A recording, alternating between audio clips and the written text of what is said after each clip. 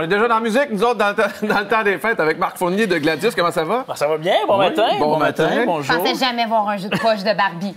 Oui, hein? Capote, ben raide. C'est cute en plus. Ça rappelle des beaux souvenirs. Mais non. Comment ça a commencé, Gladius? Ça a commencé avec un rêve, une idée de fou, dans un sol de maison, la première année où on a assemblé avec les amis et la famille 2000 unités de jeux de société. Ça a pris, je vous dirais, C'était à peu près... toi, ça? C'était moi, Ça a avec été les amis. lequel le premier jeu que vous avez fait? Nature en jeu. Ouais. Ça a pris 2 mois les soirs, les fins de semaine à les assembler. Après 2 mois, ben, je peux vous dire qu'on n'avait plus trop d'amis qui se trouvaient des excuses. Oui, c'est ça. Ah non, je peux pas. Je garde des enfants aujourd'hui.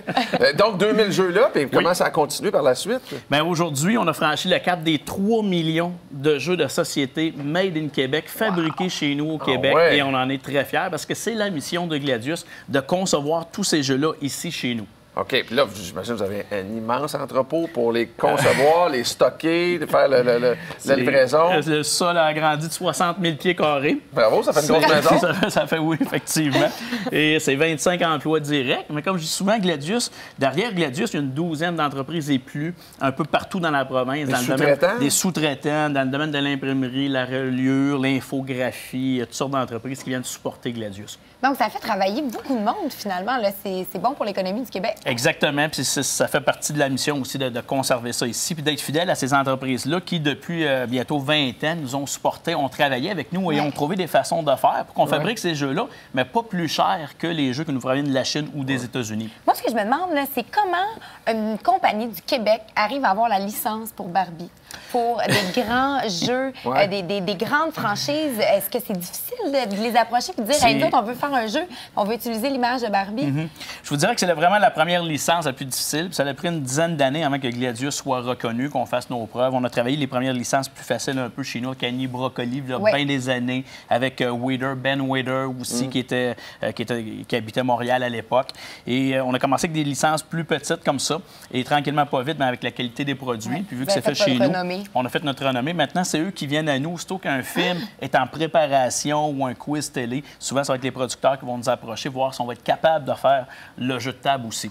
OK. Et c'est vous qui développez les concepts? C'est ça, c'est avec l'équipe, tout ça. On développe tous ces concepts-là. Il faut vraiment les analyser, les décortiquer, voir comment est-ce qu'on peut amener un jeu, un quiz télé en jeu de table. OK. Puis tout le monde va être content de pouvoir le jouer parce que les gens veulent jouer à ce qu'ils voient à la télé. C'est ça. Puis ils veulent le jouer le plus possible comme ça se passe à la télé. Comment on fait pour savoir si on a un bon jeu entre les mains? Ça, je vous dirais, c'est beaucoup de tests, tout ça. La qualité d'un bon jeu, il faut que ça crée de l'émotion en partant. Il faut que les gens. Ça peut être des frustrations, ça peut être de la joie, ça peut être des taquineries, mais il faut que les gens veulent y rejouer également. Et souvent, lorsqu'on peut adapter les règlements un peu à notre façon aussi, ça va être des qualités d'un bon jeu. On n'est pas obligé de suivre à la lettre les règles de jeu. OK, on va y aller plus précisément. Là. Par exemple, votre jeu le plus populaire? Je vous dirais, au fil des ans, 115 000 unités, la classe de 5e. Ah oui? Ah oui. Ça a été un succès phénoménal. Sinon, le jeu le plus populaire pour adultes, ou le jeu que vous pensez qui va le mieux pour les adultes? Présentement, cette année, le jeu cette année le plus populaire, c'est Devenez magicien avec Luc Langevin.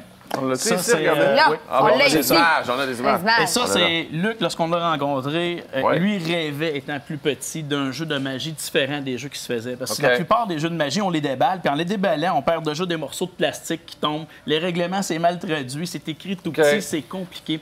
Mais l'une des grandes forces du jeu avec Luc, c'est sur DVD. Luc nous explique, nous montre lui-même en personne 12 tours de magie extraordinaires, des tours de cartes.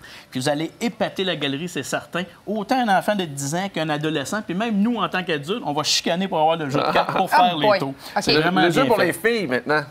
Jeu pour les filles. Tout ce qui est Barbie, j'imagine. cette année, est toujours très, très populaire. Je crée ma Barbie. Ça, c'est très populaire. On a un jeu de poche aussi avec Barbie. Là, Jeu pour les gars? Un jeu pour les gars, un jeu, écoutez, Pierre, ça, attention, on là. parle plus petit, on a une adaptation aussi Cop the Road, qu'on se faisait souvent demander, les applications vidéo, ces choses-là. Fait qu'on a essayé un petit serpent à échelle avec cette licence-là qui, présentement, est très, très populaire aussi au Québec. Ça se passe bien. Et là, en plus, vous avez été assez généreux pour nous amener 5 jeux qu'on va faire tirer parmi nos téléspectateurs. Alors, on va faire 5 gagnants. Vous nous laissez vos coordonnées. On met l'adresse au bas de l'écran. Donc, tout simplement, c'est bien @vtl.ca. Vous nous donnez vos coordonnées. D'ici 9 h ce matin, on fera 5 gagnants, un jeu chacun. Merci. Puis je pense que je vais te souhaiter de joyeuses fêtes. Ça va être de bonnes, grosses joyeuses fêtes. Hein? Merci beaucoup. Hey, Merci, non, t'as pas le bonne droit, t'as journée. pas participé. OK. Merci.